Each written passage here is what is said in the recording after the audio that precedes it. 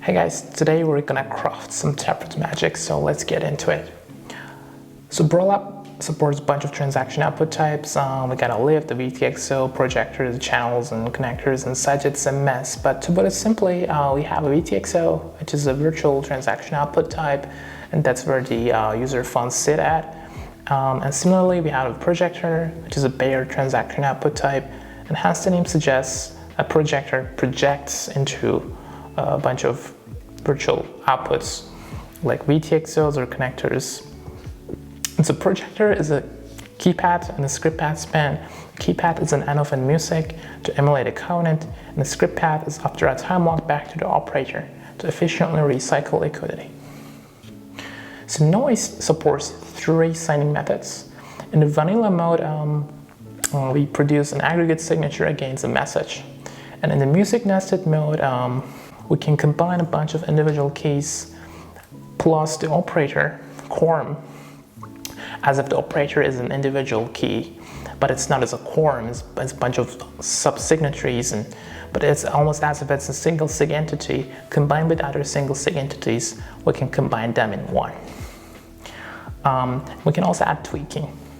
So suppose we have a reptilian, a gray, and a human, and we want to put them into a covenant, plus the operator, which is not an individual but an entity made of a bunch of signatories, say in this case 3 signatories, A, B, and C.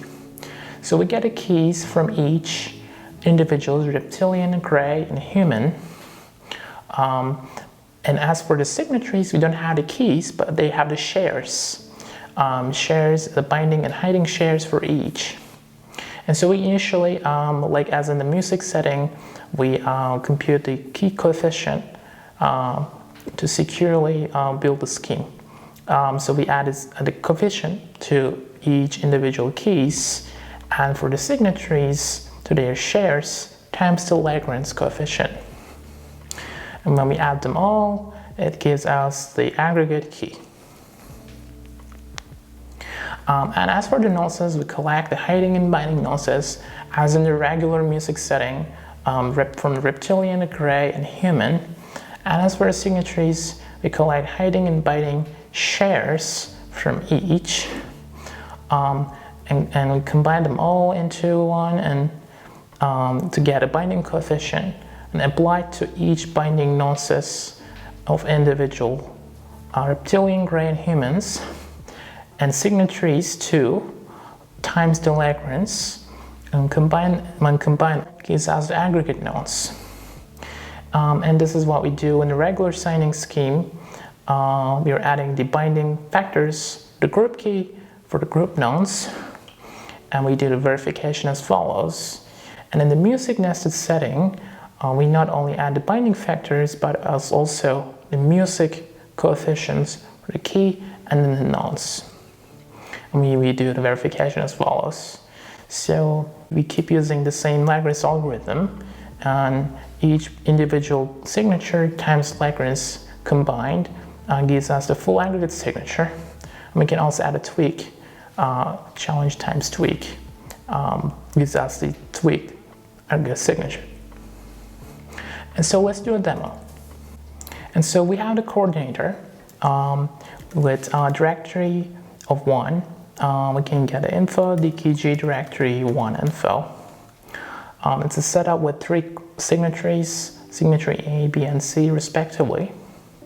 As you see, next in line is 8, the group key. Like we did in the earlier demo, we can sign a regular message. But in this setting, we're going to emulate a covenant with 3 involving individuals, the human, the reptilian, and the gray. And so we can initiate a covenant signing session by typing in cov r at height1 with this group key. And effectively, I'm now starting a covenant session, and I'm going to join the session with the reptilian, the gray, and the human. And let's do it. So with reptilian, I simply type in cov j, same for the gray, cov j, and for the human, cov j. And as you can see, we've just aggregated a signature involving 3 individuals plus the quorum with this group key. We collected individual keys from each plus the hiding and binding nonces, and that gave us the aggregate. We produced an aggregate signature not only, but also we have built out a projector and a spending transaction from the projector. And so let's broadcast our pull transaction. So we use the mempool space transaction push.